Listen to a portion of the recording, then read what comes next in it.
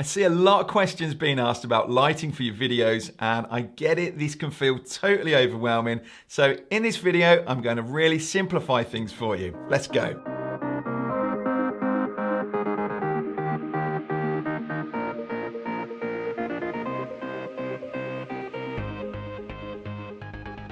I'm Adrian Salisbury from the Pro Video Academy, where I help people create videos to this standard. In this video, we're all about lighting a natural looking set, and you'll be pleased to hear you only need 2 lights. Seriously. Then to make things super easy and foolproof for you, I've made a floor plan diagram showing my exact setup that you can download at the end and recreate this set in your home. You'll be relieved to hear that you don't need 7 or 8 different lights all set up, cables trailing everywhere. I used to do all that and it was a right faff, but you'll be pleased to hear that I've simplified my setup over the years, and that's what I'm sharing with you. But first, I do just want to discuss daylight. Is it good or bad? Well, if you look outside and the sky is solid blue or solid white, then yes, it's great, as long as you haven't got the sun cutting directly across your set. The big thing you need to avoid with natural daylight is clouds. There's nothing more annoying than being partway through a video and the lighting totally dips down or it brightens up because the sun's just hidden behind or popped out from behind a big fat cloud. And the worst part is you might not even notice this until you're in the editing stage. One of my students once asked me what was going wrong with his video as the brightness levels kept changing between clips as he was putting them together. Now I knew straight away what it was going to be because I've done it myself. Them pesky clouds. The only way he could salvage the video was to overlay some B-roll footage between his cuts. So when the light looks consistent, then yes, natural light is lovely. In fact, another student asked me last week about lighting to use when she had the sun on one side of her, and I simply advised her not to buy a light to go on the opposite side, but just to get a reflector like this that can bounce that sunlight back in. She'll get a way more natural look in her video than if she tries to balance out a light. So natural light gets a thumbs up from me, especially if you're filming in a lovely bright airy space. As I say, just be aware of those clouds. Now, my office actually has some nice natural light, but I typically choose to pull the blinds down and shut it out, so I've got more control over the lighting. Now, I try to create a more natural looking environment in my videos, and if you follow the big players, you'll see that they're doing the same. I've got no intention of standing in front of a plain white screen like the old Apple videos, or yikes, a green screen for that matter. I want to create a more natural looking space, and my goal with the lighting is that you can't really tell anything extra has been added. It just looks like we're sitting here chatting. What I mean is, you watch some videos and the person is well exposed, but the background's really dark.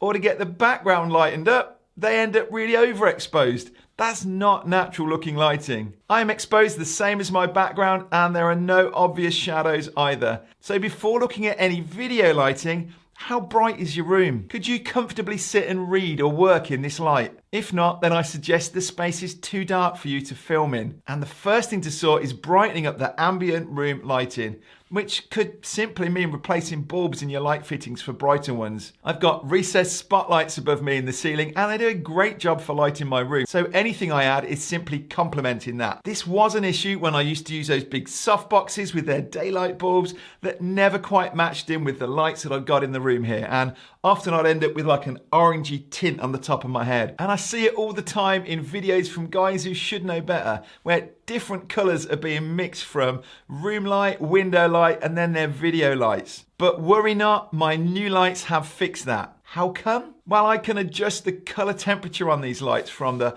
whiter, cool tones to the warmer, more orangey white. So I can match them closely to the colour temperature of my existing lights and really give no hint that fake extra lighting has been introduced. Now, one thing I haven't mentioned is the fact that I'm using a camera rather than a phone or a webcam, and this will actually make a big difference because I can use a specialist lens called a prime lens that will allow more light to get in without me even needing to add additional lighting. Let me demonstrate my lighting setup here. So here I am with just those ceiling lights on above me, no studio lights. Now I'll turn on one of those lights.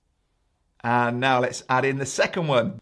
Can you see they aren't really doing anything to that background. They're simply putting some directional light on my face. Now, check out how small and flat they are. And I'm only using them at 25% power. I'm not asking them to light my room because I've got my camera set up right. These are just focused on me to take away the harsh overhead shadows. Not only do these lights match the color temperature of my room lights to give a more natural look, they give off no heat. And they're really easy to store if you don't plan on leaving them out. So forget worrying about those big soft boxes and your 3-point lighting kit. Sorry if you just bought one. Simply improve your existing light in your room first, then bring in a couple of these small LED light panels to focus on you, and your lighting setup can really be that minimal and easy, assuming you're on a camera. As you'll see from these lights, I've diffused the light a little bit by putting this tracing paper over the front.